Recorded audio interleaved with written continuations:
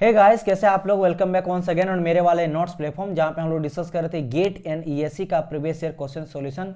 And हम लोग का टारगेट ये है कि एग्जाम के पहले पहले तक आप लोग को टोटल सॉल्यूशन प्रोवाइड कर दिया जाए। जो भी आपका गेट एंड ईएससी के प्रीवियस ईयर में पूछा गया क्वेश्चन है उन सभी का प्रॉपर एक्सप्लेनेशन थ्योरी के साथ आपको सॉल्यूशन प्रोवाइड कर दिया जाए, ताकि एग्जाम में आपको ज़्यादा से ज़्यादा हेल्प मिले इस सीरीज से। और ये सीरीज है, ये फ्री ऑफ कॉस्ट में आप लोग को प्रोवाइड किया जा रहा है। तो आप लोग को ज़्यादा से ज़्यादा शेयर कीजिएगा, ज़्यादा से ज़्यादा लोगों तक शेयर कीजिएगा, लाइक कीजिएगा, कमेंट करके टीचर्स को मोटिवेट कीजिएगा, ताकि आप लोग के लिए अच्छा से अच्छा इसी तरह कंटेंट बनाते रहे, राइट। एंड अभी हम लोग डील कर रहे थे प्रोडक्शन इंजीनियरिंग को, एंड प्रोडक्शन का चल रहा हम लोग का third chapter, that is our metal forming. आपको पता होना चाहिए कि ये आपका टोटल, अगर मैं प्रोडक्शन का बात करूँ तो प्रोडक्शन का ये पार्ट नंबर आपका 32 है। इट मीन्स इससे पहले 31 लेक्चर आ चुका है। एंड अगर मेटल फॉर्मिंग का बात करें तो मेटल फॉर्मिंग का ये 4th लेक्चर है। तो इससे पहले कौन सा लेक्चर है सर? तो इससे पहले मैं आपको 2 सब्जेक्ट को डील करा दिया हूँ। पहला जो हम लोग का चैप्टर था that is your engineering material, ठीक है। पहला कौन सा था? इंजीनियरिंग मटेरियल था। एंड जो आपका सेकंड चैप्टर था दैट इज योर कास्टिंग। तो हम लोग का कास्टिंग को मैं आपको डील करा दिया हूँ, इंजीनियरिंग मटेरियल में आपको डील करा दिया हूँ। अभी फिलहाल हम लोग डिस्कस कर रहे थे third chapter that is your metal forming in production engineering. इसके अलावा मैकेनिकल के अदर सब्जेक्ट का भी आपको सॉल्यूशन मिल जाएगा, आप चैनल के प्लेलिस्ट में जाके चेकआउट कर लेना। सभी टीचर जो है अदर सब्जेक्ट के स्पेशलिस्ट है जो कि आपको सॉल्यूशन कराते हैं। तो चलिए आज के क्लास को स्टार्ट करते हैं। आज हम लोग देखने वाले हैं कुछ इंपॉर्टेंट क्वेश्चन काफ़ी इंटरेस्टिंग थ्योरी के साथ। चलिए स्टार्ट करते हैं न्यूमेरिकल के साथ। आज का फर्स्ट क्वेश्चन ये आपका 2006 में पूछा गया क्वेश्चन था, 2 मार्क्स का पूछा गया था। क्वेश्चन ये बोल रहा है कि a 4 mm thick sheet is rolled with 300 mm diameter roll to reduce thickness without any change its width, यानी कि उसकी विड्थ को चेंज किए बिना ही हम लोग एक 4 mm शीट को रोल्ड करके 3 mm डायमीटर में कन्वर्ट करें, जिसमें उसका थिकनेस जो है रिड्यूस हो रहा है। विड्थ को नहीं खत्म कर रहे, उसके थिकनेस को हम लोग कम कर रहे हैं, रिड्यूस कर रहे हैं, ठीक है भाई। आगे क्या बोल रहा है? The friction coefficient at the work roll interface is 0.1, ठीक है। फ्रिक्शन कोफिशियंट मेरा दिया गया है। The minimum possible thickness of the sheet that can be produce in a single pass, मतलब एक सिंगल पास में मिनिमम कितना पॉसिबल थिकनेस को शीट को हम लोग उसमें कन्वर्ट कर सकते हैं। तो चलिए भाई देखते हैं क्या इसका आंसर होगा। तो हम लोग पहले देखेंगे कि क्या क्या गिवन दिया गया है, एकदम सीक्वेंस में चलेंगे, धीरे धीरे सॉल्व करते हुए चलेंगे। कोई भी जो न्यूमेरिकल रहता है वो काफ़ी इजी रहता है, बस आपको क्वेश्चन को समझने का देरी है, ठीक है। आप जिस तरीका से समझते हो उस बेसिस पे आप क्वेश्चन को बनाते हो। तो अगर आप अच्छी तरह से समझ देते हो फिर आप फटाफट आपको बन जाता है। हाँ, एक थोड़ा सा आपको न्यूमेरिकल का जरूरत, जब आप सॉल्यूशन करते हो तो आपको एक फॉर्मूला का जरूरत पड़ता है। वो फॉर्मूला के लिए आपको कुछ कभी कभी फॉर्मूला रटना पड़ता है। तो वो अगर आप पढ़े होंगे थ्योरी तो अच्छी बात है, और नहीं तो आपको फॉर्मूला में बता दूंगा सभी का। चलिए क्वेश्चन में देख लेते हैं गिवन क्या क्या दिया गया है। इस क्वेश्चन में गिवन मेरा दिया गया क्या भाई, यहाँ पे थिकनेस दिया गया। थिकनेस दिया गया, इनिशियल थिकनेस में कितना था सीट का? 4 था। तो हम लोग ले लेते हैं भाई initial thickness of the seat, यानी इनिशियल थिकनेस डायरेक्ट मैं T1 ले लेता हूँ कि भाई इनिशियल थिकनेस जो था वो मेरा था कितना? 4 mm। इसको मीटर में हम लोग कन्वर्ट अगर कर देंगे तो 10⁻³ कर देंगे मीटर, क्योंकि आपको पता है mm से मीटर में जाते हैं तो डिवाइड करते हैं हम लोग कितने? 1000 से करते हैं। तो ये मेरा हो गया। चलिए आगे बढ़ते हैं। नेक्स्ट हम लोग क्या देखेंगे यहाँ पे? नेक्स्ट यहाँ पे दिया गया था मेरा डायमीटर। डायमीटर किसका दिया गया था? रोल का डायमीटर। रोल का डायमीटर जिसमें उसको थिकनेस को हम लोग कम कर रहे हैं, रिड्यूस कर रहे हैं, वो जो रोल यूज किया गया है उसका मेरा जो डायमीटर है वो कितना दिया रोल का? दैट इज योर 300 दिया गया था mm। इसको भी mm मीटर में कन्वर्ट करेंगे, सेम इसी तरह 1000 से डिवाइड करेंगे। 1000 से अगर डिवाइड करेंगे तो मेरा 2 0 से 2 0 कटा, 3/10 यानी कि 0.3 आ जाएगा इसका करेक्ट आंसर। तो वही चीज़ हम लोग यहाँ पे लिख देंगे, ठीक है। क्या लिख देंगे? 0.3 मीटर। ओके, 2 चीज़ मेरा दिया गया था। अब यहाँ पे और एक चीज़ दिया गया है 0.1, that is your coefficient, friction of coefficient, यानी फ्रिक्शन कोफिशिएंट दिया गया था। तो यहाँ पे अगर बात करेंगे में म्यू इक्वल टू म्यू हम लोग लेते हैं कोफिशिएंट फ्रिक्शन को at work roll interface. Work roll interface में कितना दिया गया? 0.1। ये तीनों चीज़ तो मेरा गिवन दिया गया है। और ऑब्वियसली बात है यहाँ पे बताया क्या जा रहा है कि रिड्यूस कर रहा है थिकनेस को। तो अगर यहाँ पे T1 मेरा जो कि मेरा था इनिशियल थिकनेस, आपको पता है ये क्या था? इनिशियल थिकनेस था, ठीक है, थिकनेस था। तो अगर हम लोग रिड्यूस कर रहे हैं तो मेरा एक फाइनल भी थिकनेस होगा जो कि कम थिकनेस होगा। तो मुझे एक फाइनल थिकनेस हम लोग ले लेते हैं आफ्टर रोलिंग। ये क्या है मेरा? इसको मैं लिख ही देता हूँ। ये मेरा फाइनल थिकनेस क्या है? मेरा फाइनल थिकनेस किसके बाद? जो कि हम लोग ऑफ द सीट, मैं पूरा लिख देता हूँ, सीट आफ्टर रोलिंग। रोलिंग और रोल का डायमीटर आपका दिया गया था 300 mm का डायमीटर, उसे हम लोग रोल कर रहे हैं, उसके थिकनेस को घटा रहे हैं लेकिन विड्थ को घटा नहीं रहे हैं। चलो तो अब हम लोग निकालते हैं 4। यहाँ पे अगर देखो बताया क्या गया था कि भाई बताओ ये चीज़ कि सिंगल पास के लिए without sleeping minimum possible thickness कितना होगा।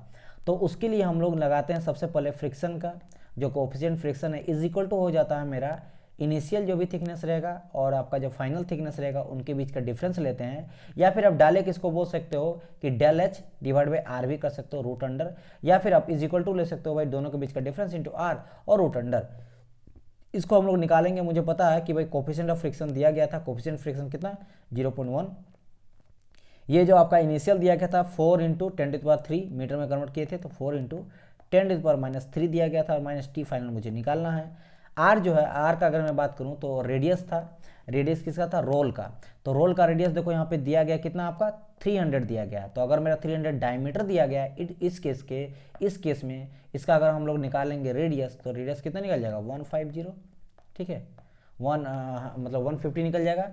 और इसको अगर हम लोग कन्वर्ट करेंगे mm में तो निकल जाएगा मेरा कितना, लगभग आ जाए आपका 2.5 के अप्रॉक्स, सॉरी 2.5 बोल रहे 1.5 आपका मिल जाएगा, ठीक है। ये 1.5 क्या मिल गया मेरा मीटर रेडियस, ठीक है। या फिर ये भी डायरेक्ट कर सकते हो, इसका हाफ हम लोग कर देंगे, 0.3 का हाफ कर देंगे तो मेरा 1.5 निकल जाएगा। समझाने के लिए मैं आपको करा दिया यहाँ पे 1.5 बोले, सॉरी 0.15 ना, एक सेकेंड पूरा गलत लिखा जा रहा है,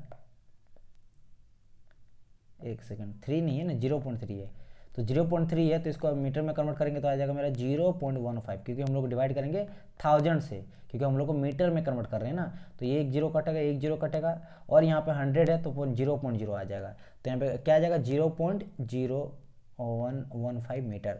चलिए तो इसको यहाँ पे पुट कर देना है, मैं ब्लैक सिलेक्ट कर लेता हूँ, तो आ जाएगा 0.15, दैट्स इट, बस ये मेरा आ जाएगा यहाँ पे। इसको हम लोग सोल्यूशन करेंगे तो यहाँ से मुझे फाइनल मिल जाएगा, ये सभी को हम लोग सोल्यूशन करने के बाद टी फाइनल मिल जाएगा विच इज़ योर 2.5 mm से आ जाएगा, कन्वर्ट कर लेंगे हम लोग mm में, क्योंकि आंसर आपको mm में दिया गया है। पहले जो भी आएगा वैल्यू मेरा मीटर में आएगा, उस मीटर को आप लोग कन्वर्ट कर लीजिएगा mm में, ठीक है। क्योंकि क्या करना है, इनटू कर दीजिएगा आप कितना से 1000 से, आपको mm में आ जाएगा। तो यहाँ से आपको मिला 2.5 के आंसर दिया गया, हाँ सी नंबर में दिया गया, ये हो गया करेक्ट आंसर। एक फॉर्मूला मेरा लगा बस यहाँ पे जो यूज़ किए, that is your friction coefficient का जो फॉर्मूला है, जो कि डिफरेंस लिए थिकनेस का डिवाइड किया रेडियस से, रोल के रेडियस से। चलो तो ये क्वेश्चन मेरा बन गया। आगे बढ़ते हैं क्वेश्चन नंबर 17 की ओर। ये आपका 2006 में पूछा गया क्वेश्चन था, 2 मार्क का पूछा गया था। क्वेश्चन क्या बोल रहा है कि वाइड ड्राइंग है, वाइड ड्राइंग प्रोसेस ऑपरेशन क्या होता था हम लोग को पता था। वाइड ड्राइंग में कुछ हम लोग इस तरह का लेते थे, ठीक है, और यहाँ पे हम लोग यहाँ से प्लंजर के थ्रू हम लोग प्रेशर अप्लाई करते थे और हम लोग इधर से मेरा निकलता था। बीच में हम लोग रखते थे मटेरियल को, कोई भी जो भी हम लोग करेंगे जिसका हम लोग को वाइड ड्राइंग करना है उस मटेरियल को यहाँ पे बीच में रखते हैं। कोई भी मान लो कोई मेटल है, ले लेते हैं कॉपर, कॉपर को हम लोग यहाँ पे बीच में क्या डाल दिए, कॉपर डाल दिए। एक सेकंड, इसे आपको दिख नहीं रहा क्लियर, बीच में हम लोग यहाँ रख दिए कॉपर को, कॉपर का मेटल को रख दिए, ठीक है। यहाँ से हम लोग प्लंजर के थ्रू प्रेशर अप्लाई करते हैं और इधर से हम लोग स्ट्रेच करके पुल करके इसके खींचते हैं, इसीलिए हम लोग टेंसाइल फोर्स अप्लाई करते हैं, यहाँ प्रेशर अप्लाई नहीं करते हैं, ठीक है। यहाँ डाला जाता है, फिर यहाँ पे पुल करते हैं हम लोग और पुल करके निकालते हैं, यानी टेंसाइल फोर्स लगा के हम लोग निकालते हैं। तो this is called your wide drawing. तो वाइड ड्राइंग के थ्रू हम लोग टेंसाइल फोर्स लगा के जो है हम लोग एक स्ट्रेट सिंगल क्रॉस सेक्शन वाले लंबा वायर के फॉर्म में किसी भी मटेरियल को निकालते थे। तो यहाँ बोल रहा है कि इन wide drawing operation, wide drawing के ऑपरेशन में diameter of the steel wire का जो डायमीटर है जो निकल रहा है वो रिड्यूस हो रहा है कितना मेरा 10 से 8, यानी पहले 10 था, मान लो इस तरह करके आ रहा है, ठीक है। इधर जो मेरा था इनिशियल मेरा था यहाँ पे मान लेते हैं 10 था, ठीक है, 10 mm का था ये, और जब ये निकला मेरा पतला हो गया, यानी मेरा 8 mm का हो गया जब इसको हम लोग पुल करके निकाले, ठीक है, पुल करके निकाले, ठीक है। तो ये चीज़ यहाँ पे बताया जा रहा है the mean flow stress of the material is 400 megapascal, यानी कि फ्लो रेट का बात किया गया। फ्लो रेट यहाँ पे आपको दिया गया है, कितना दिया गया था, ये सॉरी दिया गया है ये आपका 400 मेगापास्कल दिया गया है, ठीक है। ओरिजिनल स्ट्रेस आपका दिया गया है। तो बोला गया the ideal force required for drawing, यहाँ पे इग्नोर हमको करना फ्रिक्शन वगैरह को, ठीक है, और रिडंडेंट वर्क को भी फ्रिक्शन करना है। तो बोलना कि आइडियल फोर्स आपका कितना निकलेगा इस ड्रॉइंग में, ठीक है। तो चलिए इसको भी हम लोग सॉल्यूशन करते हैं देखते हैं इस क्वेश्चन को क्या यहाँ पे बोल रहा है। तो सबसे पहले हम लोग लिखेंगे इसको मैं इरेज कर लेता हूँ, ठीक है। गिवन जिस तरह मैं हमेशा बताता हूँ, सबसे पहले आप लोग गिवन लिख लेना कि क्या क्या दिया गया है। गिवन मेरा दिया गया क्या, यहाँ पे आपका इनिशियल और फाइनल आपका दिया गया था क्या, वायर का डायमीटर, ठीक है, ओके। तो यहाँ पे निकालेंगे पहले डी आई इनिशियल कितना दिया गया था 10 mm, एंड डी फाइनल कितना दिया गया था, फाइनल डाया कितना दिया गया था 8 mm।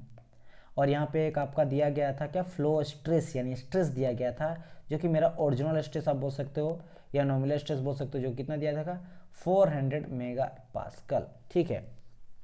और ये भी ध्यान रखना कि यहाँ मुझे इग्नोर करना है, क्या क्या इग्नोर करना है, मुझे इग्नोर करना फ्रिक्शन को और रिडंडेंट वर्क को भी, फ्रिक्शन रिडंडेंट वर्क को हम लोग का क्या करना है, इग्नोर करना। चलो भाई हम लोग इग्नोर कर दिए।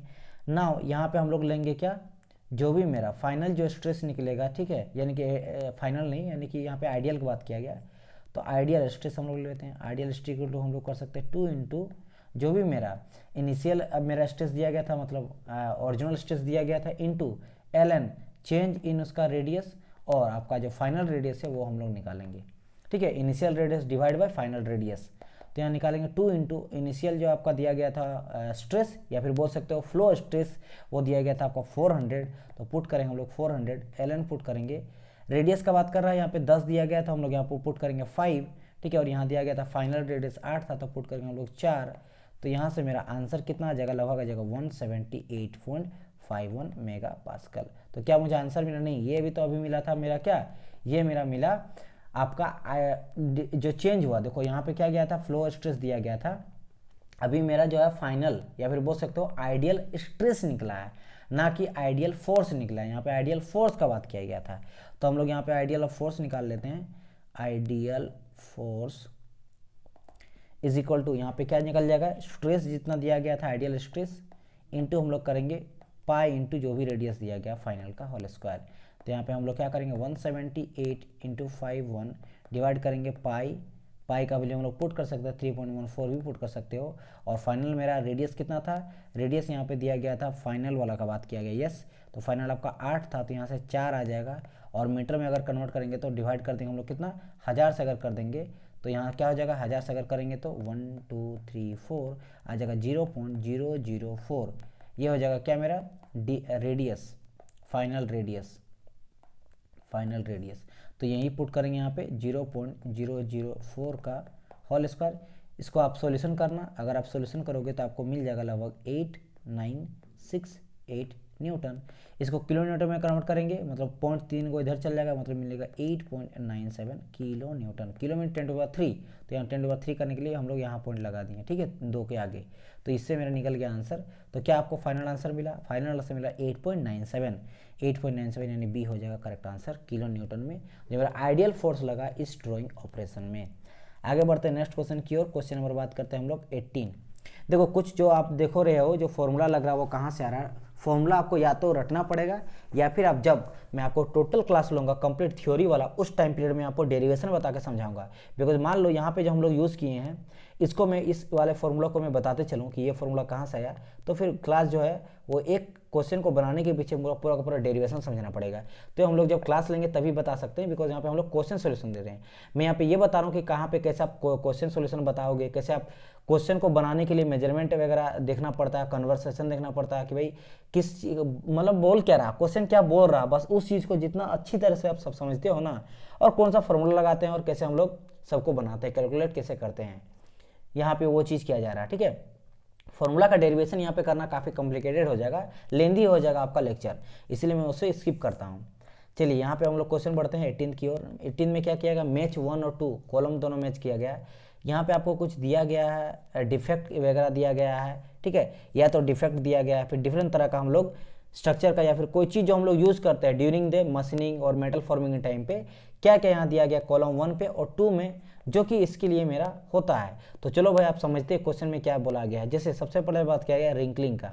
ये रिंकलिंग क्या हो जाता है, देखो रिंकल, आपको पता है रिंकल मीन्स हम लोगों ने रिंकल हो जाता है, इस मीन्स फेस में जो रिंकल आ जाता है, यानी कि इसको शायद झुर्रिया बोला जाता है, यस। तो झुर्रिया जिस तरह आ जाता है ना, आप क्या देखते हो, जो भी मेरा स्किन रहता है, जो जैसे जैसे उम्र बढ़ते जाता है, एज बढ़ते जाता है, ओल्ड एज में जो होता है फेस में रिंकल आने लगता है।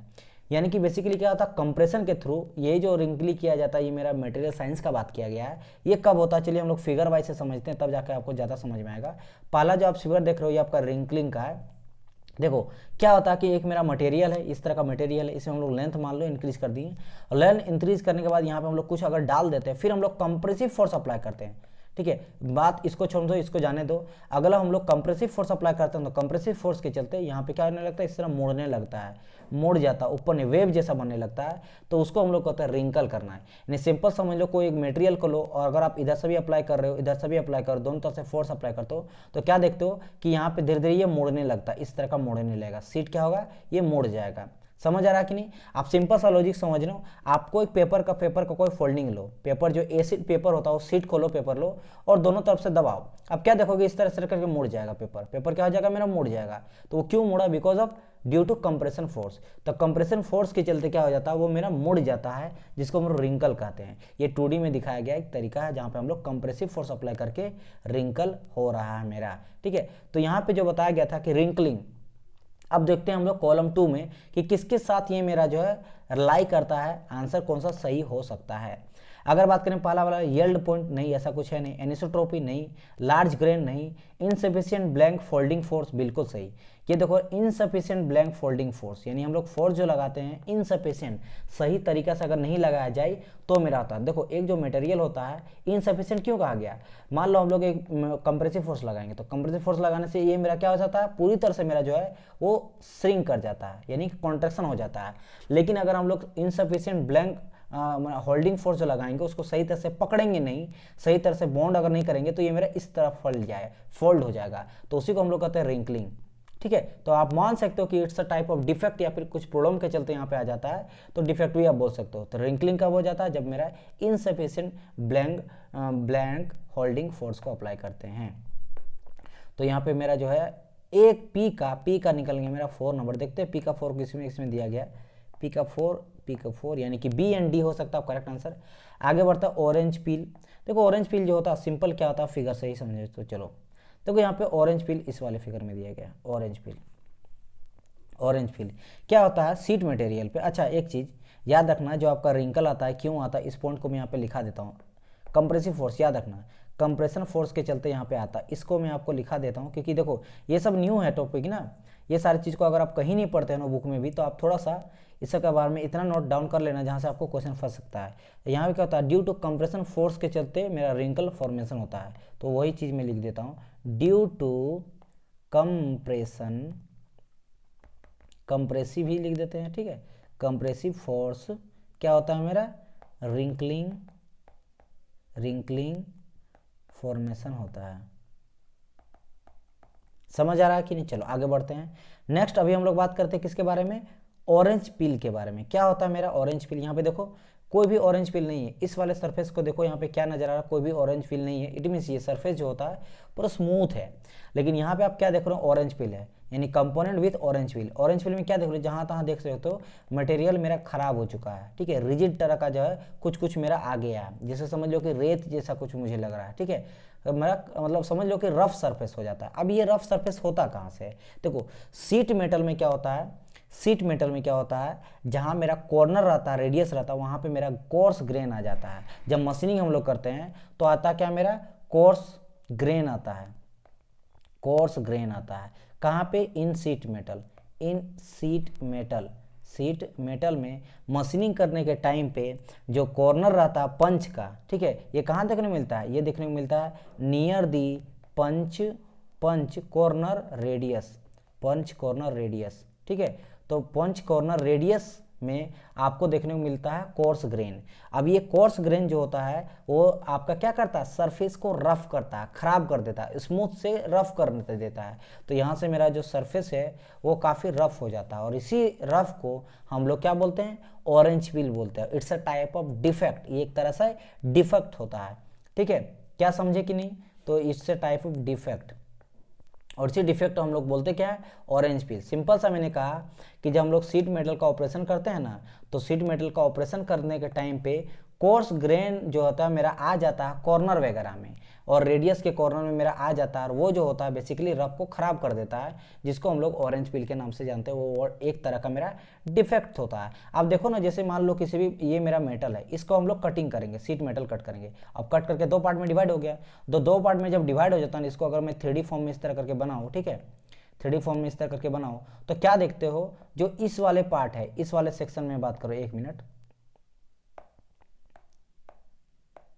इस वाले सेक्शन में यहाँ जो आप देखते हो ना, जहाँ पे हम लोग कट किए, उस वाले सेक्शन को देखोगे, स्मूथ आपको सरफेस नहीं मिलेगा, वहाँ आपको स्मूथ सरफेस नहीं मिलेगा, रफ सरफेस मिलेगा। तो वो जो रफ सरफेस है ना, वो एक तरह से डिफेक्ट होता है, जो कि ऑरेंज पील मेरा कहलाता है। ये मेरा सीट मेटल में कोर्स ग्रेन के चलते होता है, कोर्स ग्रेन। तो यहाँ पे हम लोग देख लेते हैं, आगे बढ़ते हैं, और यहाँ पे देखते हैं ऑरेंज पील कहाँ जाएगा मेरा correct answer, coarse grain, large grain. तो यहाँ पे देख सकते हो, तो लार्ज ग्रेन हो सकता है मेरा करेक्ट आंसर, यानी कि क्यू का हो गया 3 नंबर, तो क्यू का 3 यानी कि समझ लो मेरा 4 हो गया। 2 आप जानते हो ना, आप आंसर को मतलब क्वेश्चन को लगा सकते हो। बात करते हैं स्ट्रेचिंग स्ट्रेन। देखो नाम से पता है, स्ट्रेन, स्ट्रेन यानी change in length bye original length, यानी कि जब हम लोग जब इलास्टिसिटी को पुश करके इलास्टिक में जाते हैं, ठीक है, क्या जाते हैं, इलास्टिक से प्लास्टिक फॉर्म में जाते हैं, यानी कि येल्ड पॉइंट को जैसे पार करते हैं ना, तो उसके चलते जो इलोंगेशन आ जाता है, उसको हम लोग बोलते हैं क्या, स्ट्रेच करना। स्ट्रेच करना यानी कि इलास्टिक टू प्लास्टिक में जाना, ज़्यादा स्ट्रेच करना है, यानी कि इसमें yield point elongation include the material, ठीक है, इन डक्टाइल मटेरियल। तो ये बेसिकली क्या हो जाता है आपका स्ट्रेचिंग स्ट्रेन। ये जो होता है मेरा yield point elongation, yield point में मुझे क्या देखने को मिलता है, इलोंगेशन देखने को मिलता है। कौन सा मटेरियल में, डक्टाइल में, इन डक्टाइल मटेरियल। डक्टाइल मटेरियल में जब येल्ड पॉइंट को हम लोग और भगाते हैं, थोड़ा और ज़्यादा देते हैं, हम लोग फोर्स अप्लाई करते हैं, स्ट्रेस अप्लाई करते हैं, तो मुझे जो इलोंगेशन देखने को मिलता है उसको हम लोग बोलते हैं स्ट्रेच स्ट्रेन। तो इसका करेक्ट आंसर क्या हो जाएगा, yield point elongation. Yield point में जो इलोंगेशन होता है, यानी कि आर का 1। एंड लास्ट आ जाता है ईयरिंग। ईयरिंग भी काफ़ी अच्छा चीज़ है। ये बेसिकली क्या हो जाता है कि आपको एनोसोट्रोपी, यानी कि कब ये मेरा हो जाता है, जब मेरा कोई भी जो मेरा डाया होता है, जहाँ पे हम लोग क्या करते हैं, डाई कैविटी, जहाँ हम लोग मटेरियल को डाल के वहाँ पे कास्टिंग करते हैं, तो उस टाइम पीरियड में अगर मेरा सही तरह से फ्लो मटेरियल नहीं करता है ना, तो वो क्या हो जाता है, अलग अलग डायरेक्शन में एनिसोट्रोपी, एनिसोट्रोपी मेरा कहलाता है, उसको हम लोग बोलते हैं ईयरिंग। तो ईयरिंग जो होता है मेरा एनिसोट्रोपी हो जाएगा। It means earing is a result of non uniform flow of material into the die cavity from the anisotropic direction of sheet. यानी कि सही तरह से प्रॉपर अगर डाई में मटेरियल नहीं है, कब नहीं है, हर तरफ से अगर मान लो मटेरियल को डाल रहे हैं, एक तरफ से डालेंगे तो प्रॉपर तरफ से हर कोना में जाकर फिल करेगा, अगर हर डायरेक्शन में डालेंगे तो सही तरह से फिल नहीं कर पाता डाई कैविटी में, तब उसको क्या कहा जाता है, उसको कहा जाता है मेरा ईयरिंग, यानी कि एनिसोट्रोपी, हर डायरेक्शन पे। आपको मैंने कहा था आइसोट्रोपी होता है, आइसोट्रोपी मीन्स हर डायरेक्शन में उसका प्रॉपर्टी सेम रहता है, और एनिसोट्रोपी क्या हो जाता है, जब मेरा हर डायरेक्शन में उसका प्रॉपर्टी चेंज हो जाता है। तो चेंज कब होगा, जब हर डायरेक्शन डालेंगे, अलग तरह से मेरा सॉलिडिफिकेशन रेट होगा, अलग टाइम में वो सॉलिडिफाई होगा, तो मेरा सभी डायरेक्शन में सभी का प्रॉपर्टी अलग अलग मिलेगा। कोई भी मटेरियल देखेंगे उसका प्रॉपर्टी अलग होता है। जैसे वुड वगैरह जो है वो मेरा एनिसोट्रोपी का एग्जाम्पल है, और आइसोट्रोपी का एग्जाम्पल है मेरा मेटल वगैरह, ठीक है। तो यहाँ पे आप समझ गए कि भाई ईयरिंग कब होता है, earing is a result of non uniform flow of material, non uniform तरीका से फ्लो नहीं करता है, non uniform flow of material into the die cavity, ठीक है, जो कि होता है due to anisotropy of sheet metal में कन्वर्ट होता है। तो इसका हो गया मेरा इसका 2 नंबर। तो ये हो गया मेरा 18 का क्वेश्चन। आगे बढ़ते हैं, हम लोग चढ़ते हैं 19th। फिर से क्वेश्चन आपको दिया गया न्यूमेरिकल के बेसिस में। ये आपको पूछा गया था 2007 में, 2 मार्क का क्वेश्चन था। बोला गया इन ओपन डाई फोर्जिंग, ठीक है, अ डिस्क जिसका डायमीटर दिया गया 200 mm, हाइट दिया गया 60 mm, is compress without any welding effect, ठीक है। यहाँ दिया गया था final diameter of the disc is 400 mm, the true strain is, true strain क्या होगा, ठीक है। चलिए भाई देखते हैं, ये भी आपका इजी क्वेश्चन है, ऐसा कुछ है नहीं। सिंस देखो यहाँ पे क्या बोला गया है कि यहाँ पे जो है हम लोग ले रहे हैं क्या, एक डाया कितना दिया गया, डिस्क का डाया दिया गया आपका 200, और हाइट कितना दिया गया 60 mm का। इसको हम लोग कंप्रेस कर रहे हैं विदाउट बेलिंग इफेक्ट, ठीक है, कंप्रेस कर रहे हैं। इट मीन्स इसका वॉल्यूम जो है वो चेंज तो नहीं हो रहा है, इट मीन्स वॉल्यूम मेरा सेम रह रहा है। तो initial volume equal to final volume, यानी कि since the volume of the disc remain constant during the process, so hence we can say that कि भाई initial volume equal to final volume, V1 equal to V2। तो volume क्या हो जाता है, area into length, यानी हम लोग बोल सकते हैं π/4 इंटू D1 का whole square into L1 is equal to π/4 into D2 का होल स्क्वायर इंटू L2। अब देखो यहाँ पे पाई पाई को काट दो भाई, पाई पाई काट दो, 4 4 काट दो, बचेगा ओनली क्या, d1 का whole square into L1 is equal to हो जाएगा d2 का whole square into L2, right. बात करते हैं डायमीटर कितना दिया गया था 200, तो 200 होल स्क्वायर इंटू L कितना दिया गया है, L दिया गया 60, तो 60 आ जाएगा हाइट मेरा, एंड वॉल्यूम तो सेम मेरा है। अच्छा, तो यहाँ पे मेरा d2 मेरा दिया गया है 400, d2 तो 400 दिया गया है, d2 मेरा 400 दे दिया गया, लेकिन मेरा लेंथ पता नहीं है, लेंथ मेरा पता नहीं, वॉल्यूम सेम है, तो यहाँ पे L2 मुझे फाइंड करना है। अब इससे आप L2 फाइंड कर ही सकते हो, तो यहाँ से जो L2 आपको मिलेगा वो 15 mm मिल जाएगा। तो अब मुझे पता चल गया कि इससे इतना में कन्वर्ट हो गया था। लेकिन यहाँ पे स्ट्रेन का बात क्या है, उसके चलते जो मुझे स्ट्रेन हुआ है, यानी change in length bye original length, जो डिफॉर्मेशन वो कितना हुआ वो मुझे बताइए, पहला और इनिशियल में। तो पहले चेंज इन लेंथ निकाल लेते हैं, क्योंकि आपको पता है स्ट्रेन जो होता है, स्ट्रेन होता है change in length bye original length. तो पहले चेंज इन लेंथ निकाल लेते हैं। तो चेंज इन लेंथ यानी कि डेल एल, एक सेकेंड, तो डेल एल इक्वल टू क्या आ जाएगा, L1 minus L2, right. Okay, तो यहाँ पे L1 मेरा कितना था, देखो L1 मेरा पहले था 60 था, और L2 मेरा कितना निकला 15, मतलब 60 माइनस 15 कर देंगे तो मेरा निकल जाएगा 15, ठीक है। डेल एल मेरा निकल गया। अब बात करते हैं स्ट्रेन का, तो स्ट्रेन निकालते हैं। स्ट्रेन क्या हो जाता है, change in length by original length, change in length by original length. Change in length कितना है मेरा 45 है, ओरिजिनल कितना था 15 था, तो यहाँ से निकल गया मेरा 3, यानी स्ट्रेन देखने में मिला था 3। अब बोल रहा है ये ट्रू स्ट्रेन, और आपको पता है सभी को कि ट्रू स्ट्रेन क्या हो जाता है, बहुत बार मैं बता चुका हूँ, ट्रू स्ट्रेन इक्वल टू हो जाता है आपका लॉग लेते हैं 1 प्लस स्ट्रेन। तो यहाँ हम लोग लेते हैं ln 1 प्लस स्ट्रेन कितना 3 था, यानी कि log 4 का वैल्यू, तो log 4 का कितना वैल्यू होता है, जो भी वैल्यू होता है वही आंसर हो जाएगा, यानी कि log 386, यानी कि 386 इसका करेक्ट आंसर हो जाएगा सी नंबर। बस हो गया आपका आंसर। चलिए आगे बढ़ते हैं नेक्स्ट क्वेश्चन की ओर। नेक्स्ट क्वेश्चन का 20 नंबर, फिर से न्यूमेरिकल है, आज हम लोग 4 न्यूमेरिकल ही देखें। यहाँ क्या बोल रहा है भाई, the thickness of metallic sheet is reduce from the initial value of 16 to final value of इतना, ठीक है। फिर से हम लोग थिकनेस को घटा रहे हैं शीट मेटल में, 16 से 10 कर दे रहे हैं सिंगल पास में, in one single pass of rolling with a pair of cylindrical roll. फिर से रोलर का यूज़ करके, मान लो समझ लो ये मेरा शीट था, यहाँ रोलर दिया गया है, ठीक है, और यहाँ हम लोग इसको क्या करें, घटा दे रहे हैं। तो यहाँ पे जो पहले मेरा 16 था, अभी मेरा 10 हो गया है, ठीक है। तो यहाँ बोल रहा है ईच डाया, जो ईच डायमीटर है सबका रोलर का, तो उसका कितना दिया गया है, आपका रेडियस डायमीटर दिया गया 400, इसका रेडियस कितना दिया गया था 400 दिया गया था डायमीटर, और ये मेरा 10 से 16 से, यहाँ 16 था मेरा, 16 से कितना हो गया मेरा 10 हो गया, ठीक है। तो बात कर रहा है कि भाई दी बाइट एंगल, तो बेसिकली आपको बाइट एंगल यहाँ पे बोला गया। चलो भाई निकालते देखते ये क्वेश्चन क्या, कहाँ तक मेरा आंसर मुझे मिलता है, ठीक है। इनिशियल थिकनेस कितना दिया गया था 16 mm, फाइनल थिकनेस कितना दिया गया है T2 इक्वल टू, आप अगर डाटा लिख लेते हो तो ऑटोमेटिक समझ में आ जाता है कि कौन सा फॉर्मूला लगाएंगे, और बाकी यहाँ पे पूछ ही गया है बाइट एंगल, लेकिन फिर भी वैल्यू आप लिखते हो तो काफ़ी इजी हो जाता है। अब यहाँ पे रोल डायमीटर कितना दिया गया था, रोल का डायमीटर दिया गया था आपका 400, तो डायमीटर ऑफ रोल दिया गया था 400, इट मीन्स हम लोग रेडियस निकालेंगे, तो कितना आ जाएगा, रोल का आ जाएगा मेरा 200, ये भी आपका mm में ही है, ठीक है।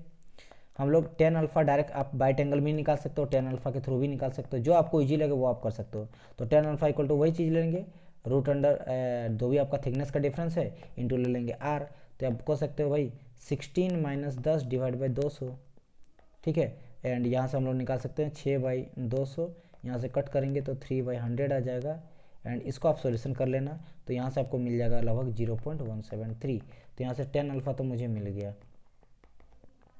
अब बात करते हैं बाइट एंगल का, बाइट एंगल, तो बाइट एंगल जो होता है वो अल्फ़ा होता है, तो अल्फ़ा किधर चल जाएगा, उधर चल जाएगा, यानी कि यहाँ पे निकला कितना मेरा 0.173, और बाइट एंगल अल्फ़ा से जानते हैं, यानी अल्फ़ा मुझे चाहिए होता है, ये जो अल्फ़ा है ये बेसिकली 10 अल्फ़ा है, 10 अल्फ़ा, ठीक है, 10 अल्फ़ा है, तो यहाँ से अल्फ़ा मुझे चाहिए, तो अल्फ़ा इक्वल टू 10 इनवर्स चल जाएगा, यानी कि अल्फ़ा, यानी कि यहाँ हम लोग कर सकते हैं कि alpha is equal to 10 inverse 0.173, यही करेंगे ना, क्योंकि अल्फ़ा ही मेरा बाइट एंगल है, अल्फ़ा क्या है मेरा बाइट एंगल है, तो बस इसको हम लोग 10 इनवर्स निकाल लीजिए, 0.173 था, सॉरी 173 है, तो 173 कितना आएगा, जो भी आएगा वो आपका करेक्ट आंसर हो जाएगा, तो ये डिग्री में आ जाएगा 9.936 डिग्री, तो यहाँ से करेक्ट आंसर हो जाएगा मेरे क्या, D will be the correct answer for this question. बस समझ आया कि नहीं। तो बाइट एंगल डायरेक्ट भी आप लोग वैल्यू पुट कर सकते हो भाई, कि bite angle equal to, bite angle is equal to, जैसे मैंने कहा ये भी पुट करते हो कि 10 इनवर्स, हम लोग को पता है कि डेल h/r हो जाता है, ये भी आप डायरेक्ट पुट करके ला सकते थे, या फिर आप ऐसे भी ला सकते हो, तो जैसे हो आपको जैसे सही लगे वैसे आप कर सकते हो, जितने जो ज़्यादा इजी लगता है वैसे कर सकते हो, ठीक है। तो यहाँ पे करेक्ट आंसर मेरा हो गया डी नंबर। तो मिलते हैं हम लोग नेक्स्ट पार्ट में। आई होप्स आपको अच्छा लगा। प्लीज़ अगर अच्छा लगता है तो आप लाइक कीजिए, कमेंट कीजिए, ज़्यादा से ज़्यादा शेयर कीजिए एंड टेलीग्राम को ज्वाइन कर लीजिएगा, ताकि वहाँ से आपको पीडीएफ वगैरह कोई भी लेटेस्ट अपडेट वगैरह मिलते रहे, लेक्चर मिले, पीडीएफ मिले, बुक्स मिले। एंड चैनल को सब्सक्राइब कर बेल आइकन में प्रेस कर लीजिएगा, ताकि लेटेस्ट अपडेट जब भी वीडियो आए कोई भी नया तो उसका नोटिफिकेशन आप तक पहुँच जाए। मिलते हैं नेक्स्ट पार्ट में, तब तक के लिए good bye and God bless you all.